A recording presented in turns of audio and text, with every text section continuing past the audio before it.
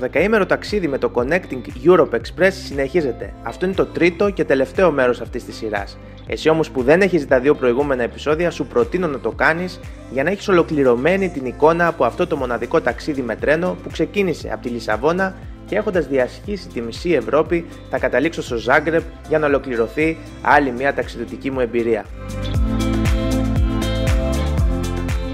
Το ταξίδι μας, άνοιξα μια το λάπτοπ να τσεκάρω κάποια mails και να επεξεργαστώ λίγο κάποια αρχεία από το ταξίδι μέχρι στιγμής. Είμαστε στη Φλωρεντία δεύτερη φορά και ανεφορίζουμε Μπολόνια για να καταλήξουμε στο Μπόουζεν ή Μπολζάνο μέσα στις Άλπεις. Πιστεύω θα είναι ωραία πόλη. Δυστυχώς όμως θα φτάσουμε νύχτα, θα φύγουμε ξημερώματα, οπότε πιθανότατα δεν θα δούμε τίποτα από αυτή την πόλη. Ήρθε η ώρα να γευματίσουμε. Συντόλα αυτό βλέπω. Καπνιστό, χοιρινό. Αυτό είναι το καλό με τον τρένο, τρως. Την καλύτερη θέα.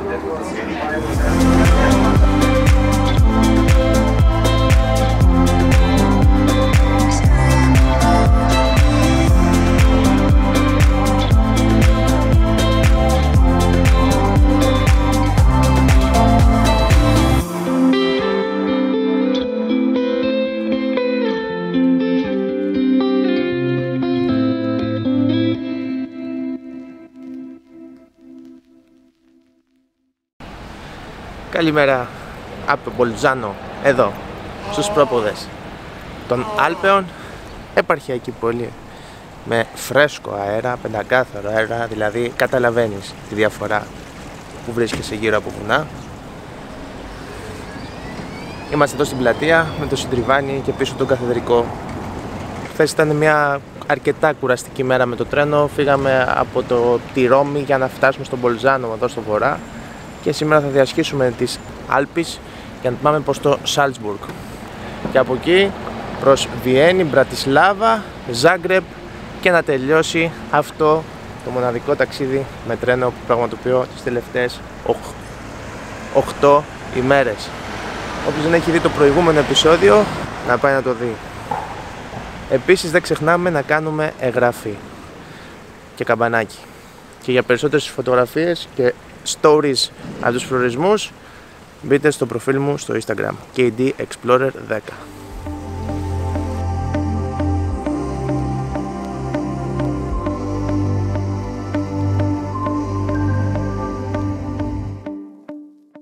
Στο σταθμό του τρένου εδώ στο Μπολζάνο, μέσα στο πράσινο γύρω οι Άλπεις και στη μέση εμείς. Hi Albert, good morning. Morning. Ο Άλμπερτ είναι επαγγελματίας φωτογράφος Ολλανδός, φανταστικό περιεχόμενο. Θα πετάξω link να πάτε να τον δείτε. Buongiorno.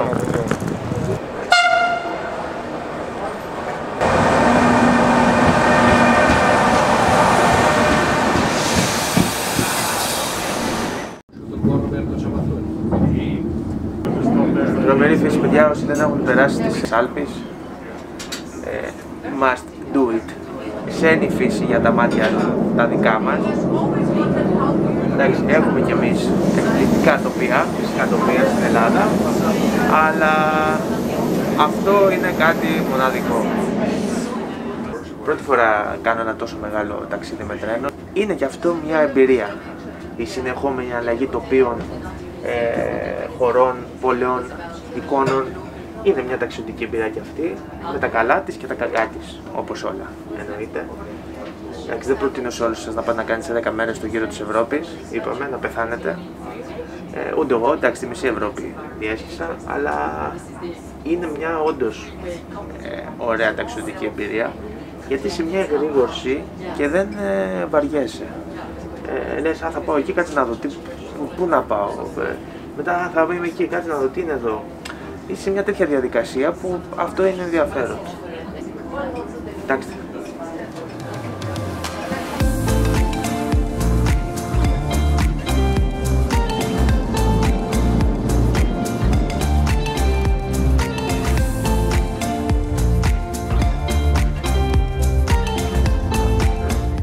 Επιτρέψτε μου να πιω ένα καπουτσίνο με την καλύτερη θέα.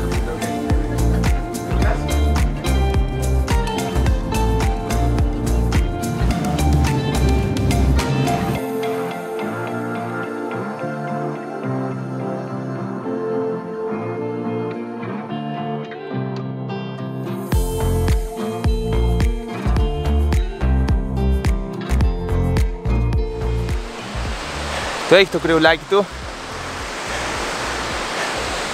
Ανέβηκα εδώ πάνω σε ένα τείχος και από εδώ θα πετάξω το drone για μια έτσι βολτούλα.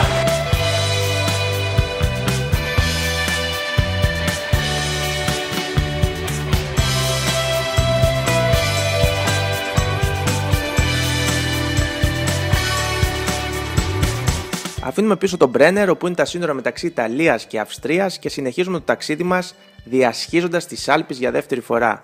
Μακάρι να είχα περισσότερο χρόνο ώστε να εξερευνήσω την περιοχή όπως πραγματικά της αξίζει, μιας και που οι Άλπεις είναι η πρωτεύουσα των ορεινών περιπάτων τόσο στην Ευρώπη αλλά και σε ολόκληρο τον κόσμο. Αλλά όπως λέω πάντα, μου αρέσει να αφήνω ανοιχτούς λογαριασμούς, αφού μια φορά ποτέ δεν είναι αρκετή για ένα προορισμό. Φτάσαμε στο Innsbruck και συνεχίζουμε προς Salzburg.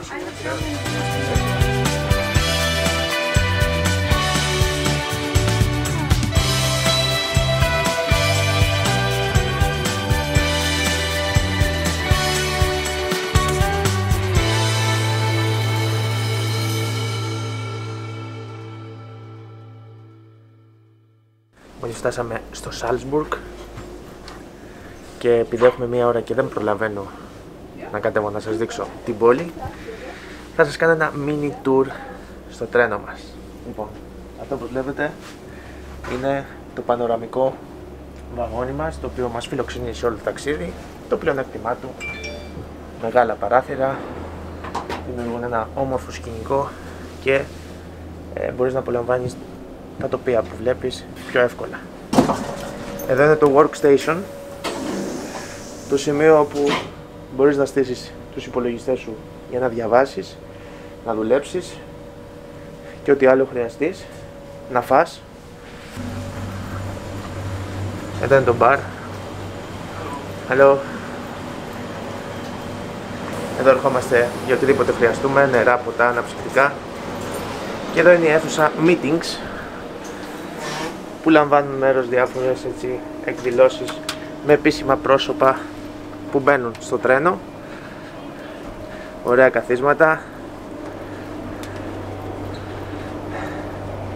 Αυτή τη στιγμή το προλαβαίνω άδειο, αλλά όπου να είναι θα μπει κόσμος. Εδώ είναι το staff. Εδώ μπορούν να έρθουν να κάτσουν όσοι είναι στο πλήρωμα. Για όσους δεν έχουν δει τα story μου, το τρένο ξεκίνησε από τη Λισαβόνα, πήγαμε στη Μαδρίτη, στο Μπορντό, Μιλάνο, Τωρίνο, Ρώμη. Χθες το βράδυ μείναμε στο Μπολζάνο στην Ιταλία και σήμερα μπήκαμε Αυστρία, Innsbruck και τώρα είμαστε Salzburg. Επόμενη στάση η Βιέννη για 10 λεπτά και μετά θα περάσουμε στο Σεν Πόλτεν, νομίζω, εκεί θα μείνουμε, και αύριο Μπρατισλάβα. Και από την Μπρατισλάβα Ζάγκρεπ και χαιρετώ. Έχετε δει τουαλέτα από τρένο? Θα δείτε σήμερα. Νηπτήρας και εδώ είναι το ντουζ. Γιατί μπορεί να θες να πληθείς, ρε αδερφέ. Από εδώ πίσω είναι το WC. Αυτό, όπως βλέπετε εδώ, είναι το δωμάτιο που σηκώνεσαι από το κρεβάτι σου και έρχεσαι για να πάρεις το πρωινό σου, το γεύμα σου, για να έχεις μια ιδιωτικότητα. Και δίπλα είναι το κρεβάτι. Αν κουραστείς μπορείς να έρθεις και να εξαπλώσεις. Στο δικό μου trip δυστυχώς δεν θα διανυκτερεύσουμε στο τρένο, οπότε δεν θα έχω μια τέτοια εμπειρία. Και θα μείνουμε στο Πόλτερ. Εντάξει, υπάρχει εκεί πόλη κοντά στη Βιέννη, εννοείται πως είναι στη σκιά της Βιέννης, οπότε Βλέπω εδώ στο χάρτη δεν έχει κάτι ενδιαφέρον.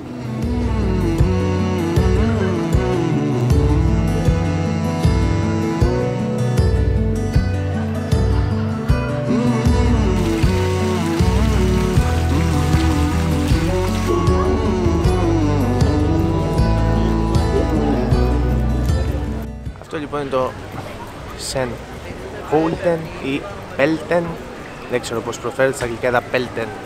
Εδώ το ακούω Πούλτεν. Τέλος πάντων, ωραία μικρή επαρχιακή πόλη της Αυστρίας. Και εδώ είναι το κέντρο, η πλατεία με τις καφετέριες, τα μαγαζιά και τριγύρω τα ωραία κτίρια. Δεν γίνονται να μην κάνω μια σύντομη βόλτα. Έλεγα εξ αρχής ότι δεν θα έκανε, αλλά τελικά άξιζε τον κόπο. Ωραία είναι γραφικά, μικρούλα πόλη. Γενικότερα έχω ενθουσιαστεί και με την κουζίνα. Ό,τι μας έδωσαν μέσα στο τρένο, το αυστριακό, το Ρακρού, ήταν πεντανόστιμο. Γενικά όλα καλά. Το καλό με αυτό το ταξίδι, οι τόσες σύντομες εναλλαγές, είναι το εξής, ότι είναι κάθε μέρα και ένα νέο challenge. Για παράδειγμα, ας πούμε, τώρα αύριο έχω κοντά στις 2 ώρες στη Βιέννη. Το challenge είναι τι θα προλάβω να δω σε 2 ώρες από τη Βιέννη, σε 2 ώρες από το τρένο. Οπότε κάθε φορά μπαίνω σε μια διαδικασία challenge. Έχω ξαναπάει στη Βιέννη, όπως και στην Βρατισλάβα, το 16. Τότε δεν έκανα vlogs. Οπότε ευκαιρία τώρα να κινηματογραφήσω κάποια πράγματα. Θα δούμε. Ίσως πάρω πάλι ηλεκτρικό σκούτερ και κινηθώ γρήγορα.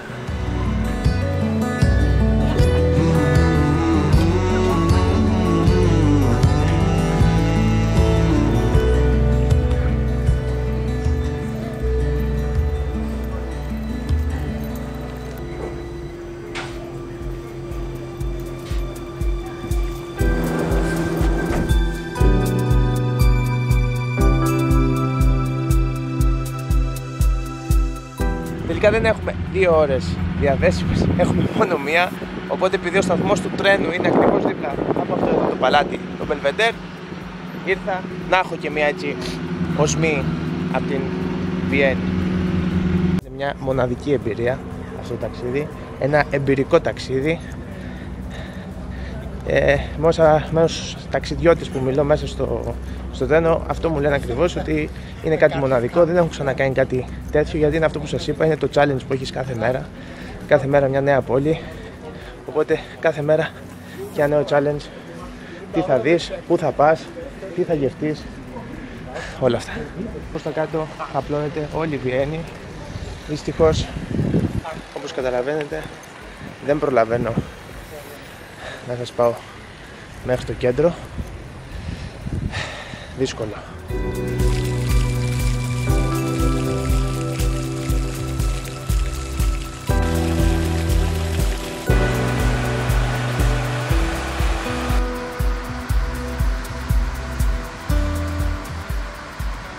Ο χρόνος πέρασε, πρέπει να φύγω.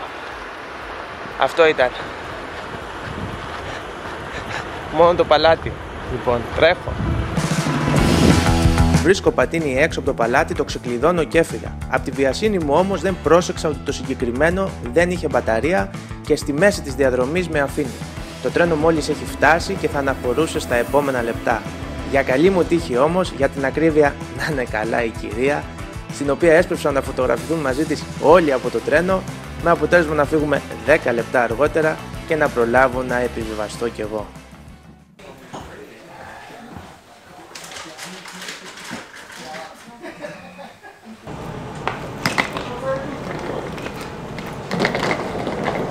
Είμαστε στο Μουσείο Τρένων εδώ στην Βρατισλάβα και αφού τελειώσει η εκδήλωση που μας έχουν ετοιμάσει οι άνθρωποι εδώ της πόλης, θα πάμε στο μουσείο για να σας το δείξω. Λοιπόν, επειδή μετά θα έχει κόσμο, μπήκα τώρα να σας το δείξω. Πάμε.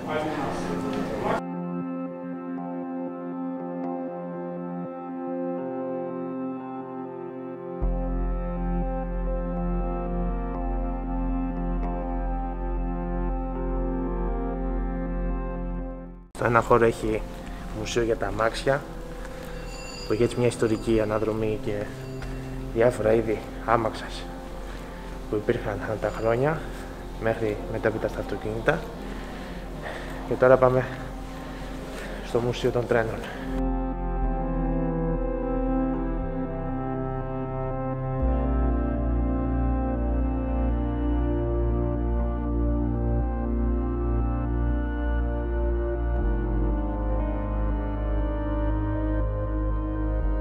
Αυτό είναι το σύστημα επικοινωνίας που είχαν. Βλέπετε. Πόσο παλιά τεχνολογία.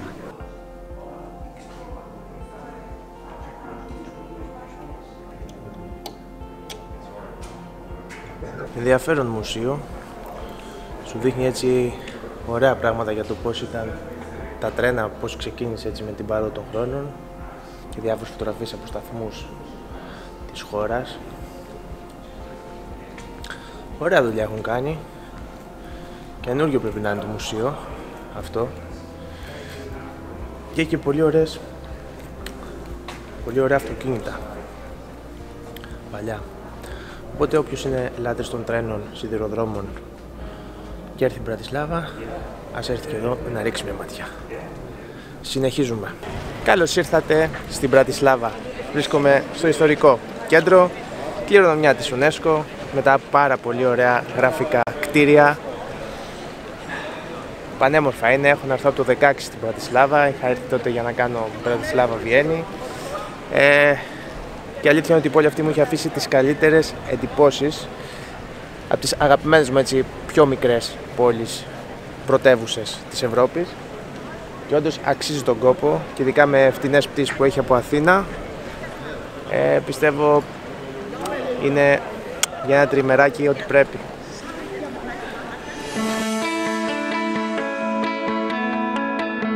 Την Μπρατισλάβα τη λάτρεψα από την πρώτη στιγμή. Ανήκει στις αγαπημένες μου πόλεις της Ευρώπης και είμαι χαρούμενος που το τρένο με έφερε ξανά εδώ. Ενώ είναι μια σύγχρονη ευρωπαϊκή πρωτεύουσα, έχει ακόμη μια ιδιαίτερη αθωότητα, την οποία δεν μπορείς εύκολα να εξηγήσεις, αλλά τη νιώθεις. Και αυτή η αθωότητα σε συνδυασμό με τους διακριτικούς έως και ντροπαλούς Σλοβάκους την κάνει να ξεχωρίζει στα μάτια μου. Ο ποταμός Δούναβης που κυλάει ανάμεσά της την κάνει μαγική, όπως και τα μεσαιωνικά κτίρια της πόλης και κάστρο, μάρτυρες του μακρινού παρελθόντος της. Λιγότερο τουριστική, πιο οικονομική, είναι από τις περιπτώσεις που βλέπεις πολλά περισσότερα από ό,τι περίμενες και αν μη τι άλλο αποτελεί ιδανικό προορισμό για να ξεκινήσετε τις εξορμήσεις σας στις τριγύρω περιοχές, αφού βρίσκεται πραγματικά στην καρδιά της Ευρώπης. Συνεχίζεται το ταξίδι μας στην Ευρώπη. Η αλήθεια είναι ότι σήμερα είναι η πρώτη τελευταία μέρα του ταξιδιού. Νιώθω λίγο περίεργα, νιώθω σαν να μην έχουν περάσει οι 10 μέρες, σαν να ήταν χθες που ήμουν στη Λισαβόνα. Τόσες πολλές οι αναλλαγές που έχουμε δει αυτές τις μέρες, που πραγματικά δεν μπορώ να το συνειδητοποιήσω ότι βρίσκομαι Μπρατισλάβα και έχω διασχίσει αυτές τις χώρες και αυτές τις πόλεις. Σήμα κατά τεθέν αυτής της πόλης είναι αυτά τα αγάλματα που βλέπετε δίπλα μου. Έχει διάφορα μέσα στην πόλη, σε διάφορα σημεία. Ωραία είναι, ζέστη έχει ακόμα εδώ, στη Σλοβακία και στην Μπρατισλάβα. Σκεφτείτε είναι 10 Σεπτέμβρη έχουμε και είναι καλοκαιράκι μπορώ να πω ακόμη.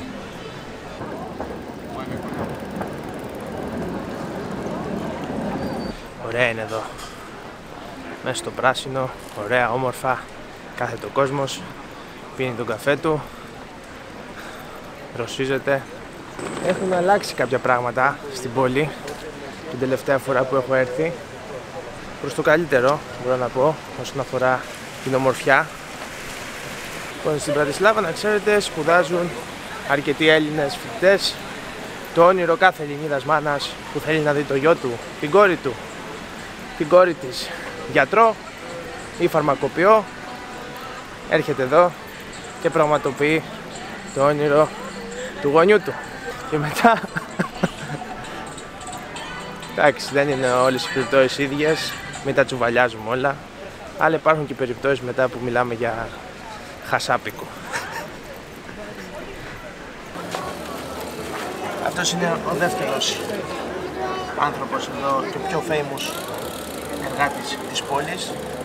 Όλοι τον φωτογραφίζουν και είναι, όταν γκουγκλάρεις Βρατισλάβα, είναι στις πρώτες 3 σίγουρα φωτογραφίες. Ωραίος. Πίσω μου βλέπετε μια πύλη που έχουν βάλει εδώ, καθώς όταν υπήρχε το κάστρο παλιά, εκεί τον αρχαίο τότε καιρό, εδώ ήταν η κεντρική πύλη του κάστρου, οπότε γι' αυτό το λόγο έχουν κρεμάσει μια πύλη. Βλέπω κάτι άσπρες ομπρέλες. Παίζει πολύ αυτό στην Ευρώπη με χρωματιστές ομπρέλες και μπαλόνια.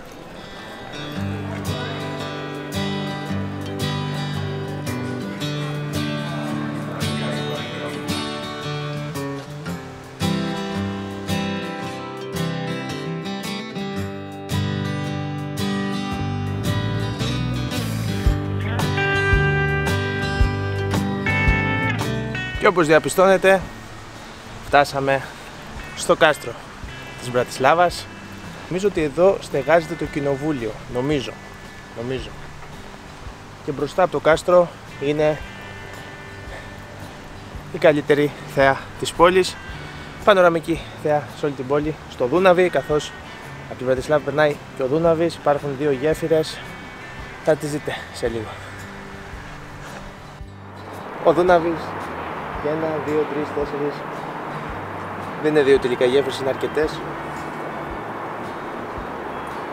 Βλέπετε εκείνο το στρόγγυλο στη γέφυρα την κεντρική που είναι σε UFO. Εκεί υπάρχει εστιατόριο, όπως είναι ο πύργος στη Θεσσαλονίκη που γυρίζει. Κάτι παρόμοιο υπάρχει και εκεί και θαυμάζεσαι στην ωραία θέα το βράδυ της πόλης. Τα φώτα βασικά της πόλης.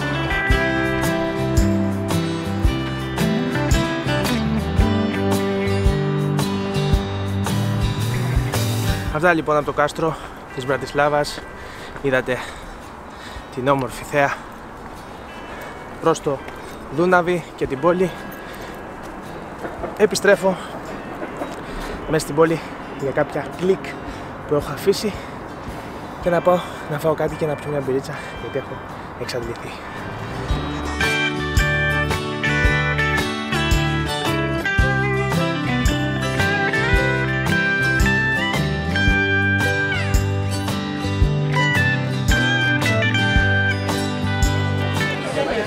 Εδώ λοιπόν σταμάτησα για να πιω μια μπυρίτσα στην υγειά σας και στην υγειά μου φυσικά. Εδώ στην Μπρατισλάβα, σε ένα στενάκι στο κέντρο.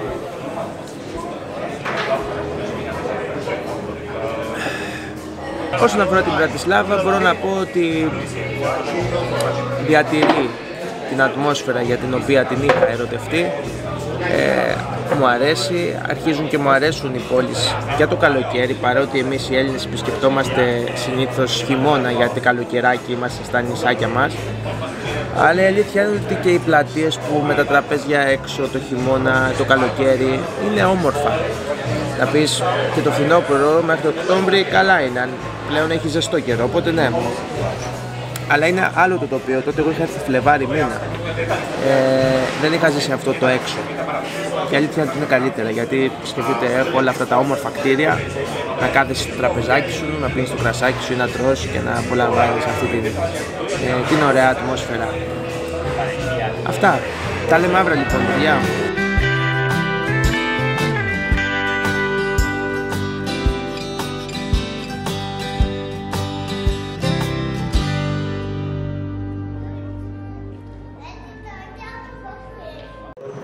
Καλημέρα φίλοι μου, είμαστε στο σταθμό στην Μπρατισλάβα.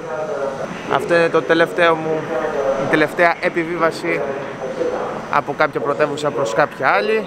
Μόλις έχει ξημερώσει, αυτό εδώ είναι το τρένο μας και σε λίγη ώρα, σε λίγα λεπτά ξεκινάμε να κατηφορίζουμε προς το Ζάγκρεπ.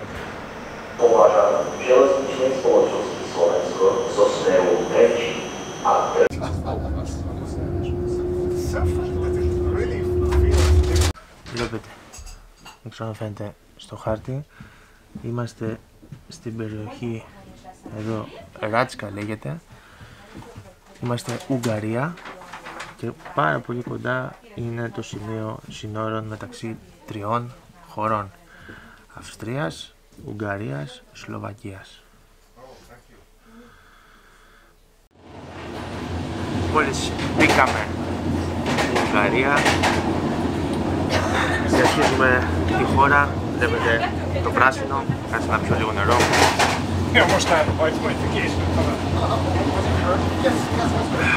Και επόμενη στάση μας είναι το Σόφρον, επαρχιακή πόλη της Ουγγαρίας, που θα είμαστε εκεί 4 ώρες καθώς θα γίνουν διάφορες εκδηλώσεις λόγω του γεγονός ότι περνάει το Connecting Europe Express από εκεί. Οπότε θα έχουμε 4 ώρες διαθέσιμες, οπότε λογικά θα κατέβω λίγο στην πόλη να τη δω. Νομίζω ότι φαίνεται η εξάντλησή μου μέρα με τη μέρα. Σήμερα είναι η τελευταία μέρα και η αλήθεια είναι ότι κάθε μέρα όλο και πιο δύσκολα μπορούσα να ξυπνήσω το πρωί. Ναι, η αλήθεια είναι ότι είναι φανταστικό το ταξίδι που κάνω. Θα ήθελα να έχω περισσότερες μέρες ακόμη, αλλά ο οργανισμός χρειάζεται και ένα break.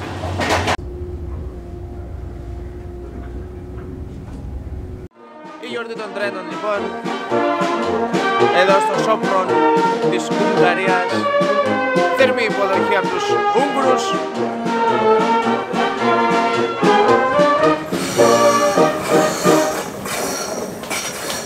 Μπράβο!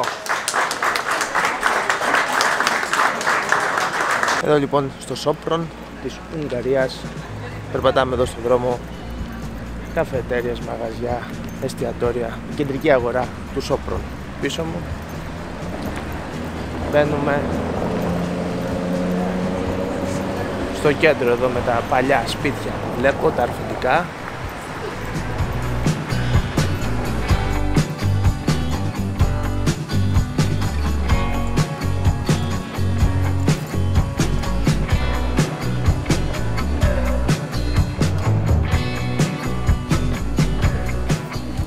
Άξιζε τον κόπο τελικά η βόλτα μας εδώ στο Σόφρον της Ουγγαρίας. Ωραία είναι. Πλάκα είναι ότι τα καφέ είναι ακόμα κλειστά. Και η ώρα είναι 11 παρατέταρτο.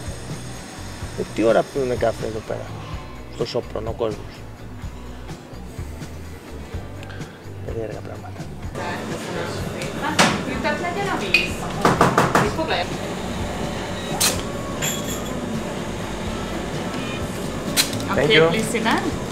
Πήρα ένα καφεδάκι εδώ στο κέντρο να απολαύσω το καπουτσίνο μου,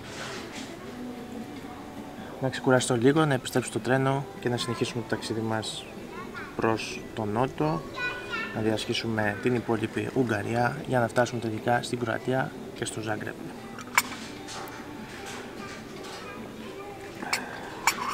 Πολύ καλός.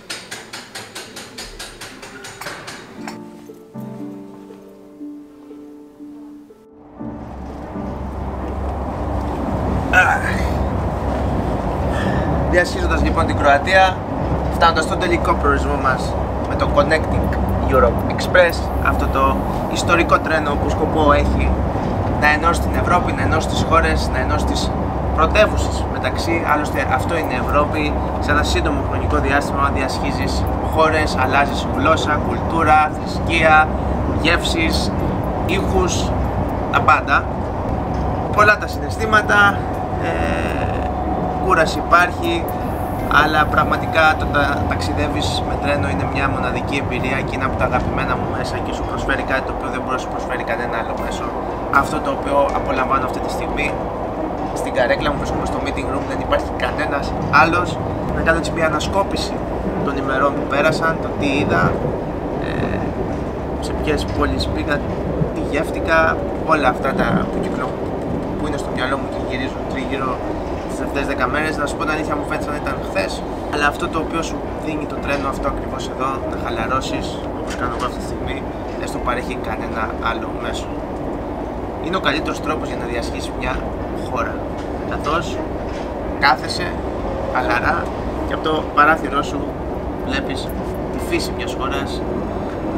Κάθε δευτερόλεπτο είναι και μια νέα εικόνα στα μάτια σου. Παράλληλα μπορείς να κάτσεις να διαβάσεις το βιβλίο σου, να πιεις το ποτό σου, τον καφέ σου, να φας, οτιδήποτε. Έχεις χώρο, μπορείς να πας στο τουαλέτα ανά πάσα στιγμή. Είναι πάντα στην ώρα του στα τρένα, δεν υπάρχουν καθυστερήσεις. Οπότε πρέπει, αν δεν έχετε κάνει ήδη ένα ταξίδι με τρένο, να το κάνετε και να μου πείτε τις εντυπώσεις σας.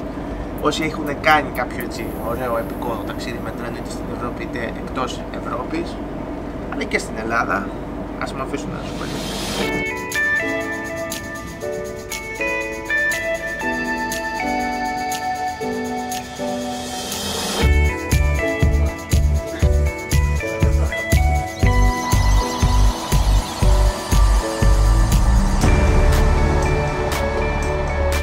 Έφτασε η στιγμή για να αποβιβαστώ για τελευταία φορά από το Connecting Europe Express. Δεν θα ξαναμπω ποτέ. Γεια σου τρενάκι. Υποδοχή και εδώ στην Κροατία. Μας έχουν ετοιμάσει και live stage. Ήρθαν και οι χορεύτριες.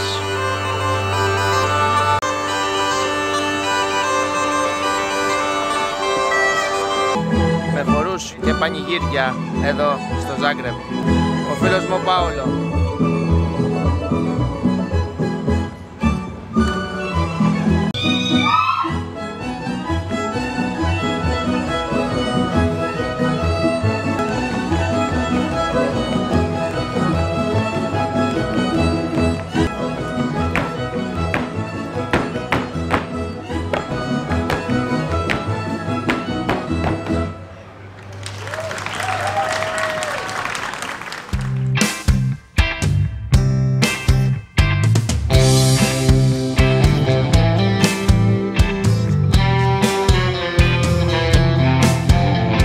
Καλημέρα από το Ζάγκρεπ της Κροατίας, την πρωτεύουσα αυτής της χώρας, που είναι και ο τελευταίος μας προορισμός, η τελευταία πόλη που θα δούμε σε αυτό το 11ήμερο ταξίδι με το Connecting Europe Express. Βρίσκομαι στην κεντρική πλατεία της πόλης. Εδώ λαμβάνουν μέρος όλες οι εκδηλώσεις, πρωτοχρονιές και όλες έτσι χαρμόσυνες ημέρες της πόλης. Και αυτό που βλέπετε πίσω μου είναι το υψηλότερο κτίριο της πόλης, είναι ο καθεδρικός του Ζάγκρεπ, ο οποίος είναι συνέχεια σε επισκευές και πάμε προς την απέναντι πλευρά, στο υπόλοιπο τμήμα της παλιάς πόλης. Νομίζω έχει κάποια σκαλιά που πρέπει να ανέβουμε.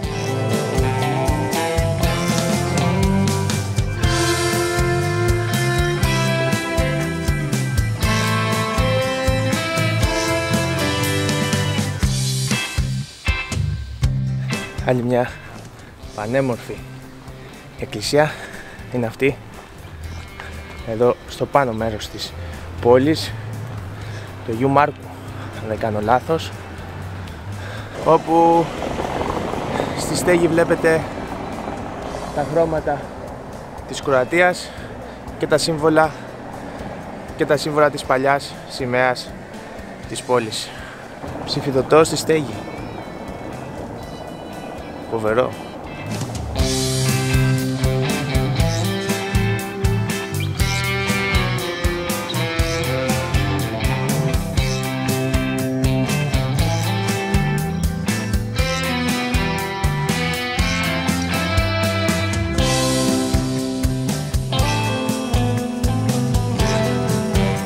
Ένα από τα αξιοθέατα της πόλης είναι αυτό εδώ το μουσείο που βλέπετε. Μουσείο Broken Relationship. Ένα μουσείο χωρισμών δηλαδή. Βασικά, ναι, χωρισμών, όπου όποιος χωρίζει ανά τον κόσμο, επισκέπτης στο Ζάγκρεπ, έρχεται και αφήνει ένα ας πούμε αντικείμενο από αυτή τη σχέση και αφήνει και κάποιο κειμενάκι σχετικά με το χωρισμό. Οκ. Πρωτότυπο μπορώ να πω. Η αλήθεια είναι ότι θα έχει πολύ υλικό μέσα. Μια ευχάριστη λοιπόν έκπληξη το Ζάγκρεπ. Τα θετικά είναι ότι όλο το κέντρο με τα μαγαζιά είναι πάρα πολύ κοντά το ένα με το άλλο, οπότε για αυτούς που αγαπούν να εξερευνούν την πόλη περπατώντας σαν και εμένα είναι πάρα πολύ εύκολο. Ο περισσότερος πληθυσμός επισκέπτεται και όλη αυτή την περιοχή των Δαλματικών ακτών, αλλά φαίνεται ότι οι άνθρωποι προσπαθούν να κάνουν και το Ζάγκρεπ τουριστικό προορισμό. Ήδη από ό,τι διάβαζα, η αγορά που στείνεται εδώ τα Χριστούγεννα έχει πάρει 3 φορές συνεχόμενα το βραβείο της καλύτερης αγοράς σε όλη την Ευρώπη. Και φαίνεται αυτή η προσπάθεια το να γίνει τουριστικός προορισμός. Οπότε, ναι, αν το έχετε στο μυαλό σας, βάλτε τη στη λίστα και να έρθετε να την εξερευνήσετε. Και για καλή κουζίνα άκουσα. Ναι, αξίζει τον κόπο, λοιπόν, να τη βάλετε στη λίστα σας και το Ζάγκρεπ, αν θέλετε έτσι να συμπληρώσετε το παζλ από πόλεις των Βαλκανίων. Εδώ λοιπόν πανοραμικά από το Ζάγκρεπ. Ήρθε η ώρα να κάνουμε το conclusion αυτού του 11ήμερου ταξιδιού που ξεκίνησε από τη Λισαβόνα για να καταλήξει εδώ στην Κροατία και στο Ζάγκρεπ. Τα θετικά: είναι μια ταξιδιωτική εμπειρία, φυσικά, που πρέπει να ζήσει κάποιος ταξιδιώτης για να ταξίδι με τρένο γυρίζοντας χώρες της Ευρώπης. Πολλές εικόνες, χιλιάδες εικόνες από το παράθυρο του βαγονιού μας, κάθε λεπτό. Σε κάθε αλλαγή συνόρων αλλάζαμε πλήρωμα, αλλάζαμε γεύσεις, αλλάζαμε χρώμα, αλλάζαμε κουλτούρα, αλλάζαμε γλώσσα, τα πάντα. Και αυτή είναι η μαγεία της Ευρώπης. Αυτή είναι η Ευρώπη, σε τόσο μικρή έκταση να ζουν διάφοροι πολιτισμοί και έτσι να δημιουργούνται διάφορα χρώματα. Θετικό λοιπόν να ταξιδεύουμε με τρένο. Πρέπει να ξεκινήσουμε να αγαπάμε τα τρένα και το ταξίδι με τρένο είναι φιλικά προς το περιβάλλον, είσαι ξεκούραστος, ταξιδεύεις με άνεση, με ασφάλεια, στην ώρα σου. Πρέπει σιγά σιγά να γίνει μια έτσι άνθηση των σιδηροδρόμων, ειδικά στη χώρα μας αλλά και γενικότερα στην Ευρώπη. Θα το ξαναπώ, ελπίζω μέσω από αυτής της γραμμής του Connecting Europe Express, που σκοπό έχει να ενώσει την Ευρώπη, να ανοίξει το δίκτυο, το σιδηροδρόμο και να έχουμε περισσότερες συνδέσεις μεταξύ των χωρών για να μπορούμε να ταξιδεύουμε από την Αθήνα, για παράδειγμα, στο Βερολίνο, από την Αθήνα στο Άμστερνταμ και να μπορούμε έτσι να μπούμε στο τρένο και να βγούμε σε μια άλλη χώρα. Το αρνητικό ήταν το γεγονός ότι είχαμε πάρα πολύ λίγο χρόνο, αλλά για έναν κανονικό ταξιδιώτα ήταν μια χαρά. Για μένα όμως που είμαι και creator, που θα έπρεπε να δημιουργήσω περιεχόμενο για να δείξω στην Ευρωπαϊκή Επιτροπή, γιατί ήμουν καλεσμένος ως επίσημος travel influencer για αυτό το ταξίδι από την Ελλάδα. Άρα λοιπόν έπρεπε και εγώ να δείχνω κάποια story, post από τις εκάστοτε περιοχές που επισκέπτομαι. Αυτό ήταν το αντάλλαγμα για να μπορώ να βρίσκομαι σε αυτό το ταξίδι. Ωστόσο όμως αυτή ήταν και η δυσκολία σε μένα, γιατί είχα λίγο χρόνο να προλάβω τα πάντα. Αλλά πιστέψτε με, όταν τελικά έφτασα εδώ στο Ζάγκρεπ χθες το βράδυ, δεν με έπαιρναν τα πόδια μου από την κούραση. Έλεγα γιατί να τελειώνει, ήθελα κι άλλο. Αυτή είναι η μαγεία του ταξιδιού, όσο και κουρασμένος να είσαι, η εναλλαγή εικόνων και όλο αυτό που βιώνεις, που συναντάς νέους ανθρώπους, που τελικά γίνονται φίλοι σου, που τους υπόσχεσαι να έρθουν στη χώρα σου, να τους φιλοξενήσεις και να την επισκεφτούν, σου δίνει ενέργεια να συνεχίζεις και να λες τώρα πρέπει να γυρίσω σπίτι. Αυτά λοιπόν, να περνάτε τέλεια. Αντίο εδώ από το Ζάγκρεπ της Κροατίας. Άλλο ένα ταξίδι του KD Explorer ολοκληρώθηκε. Όσοι δεν έχετε κάνει εγγραφή, αφήστε μια εγγραφή, πατήστε και το καμπανάκι, είναι πολύ σημαντικό. Για περισσότερες φωτογραφίες, όπως και για όλα τα story από αυτό το ταξίδι, θα τα βρείτε στα highlights μου στο Instagram. Αυτά. Σκεφτόμαστε μόνο θετικά, θα το λέω και θα το ξαναλέω. Και να πω καλό χειμώνα. Όχι, δεν λέω ακόμα καλό χειμώνα, γιατί μπορεί να προκύψει και κάτι άλλο, είναι αρχές Σεπτέμβρη ακόμα. Ο χειμώνας αρχίζει από Νοέμβρη για μένα. Τα λέμε. Bye. But that was when I ruled